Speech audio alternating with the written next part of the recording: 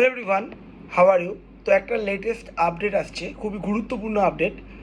ভারতের বর্তমান প্রধান বিচারপতি Sanjiv Khanna, CJI, chief justice of India, পরবর্তী 52nd 52তম প্রধান বিচারপতি হিসাবে নাম সুপারিশ করলেন বিচারপতি ভূষণ রামকৃষ্ণ গভাই। খুব গুরুত্বপূর্ণ information.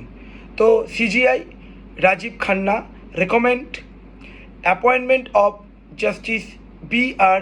Gavai as next Chief Justice of India। তো পুরো প্রসেসটা হয় কলেজিয়াম প্রসেসে। তো খুবই গুরুত্বপূর্ণ 52তম রেকমেন্ডেশান।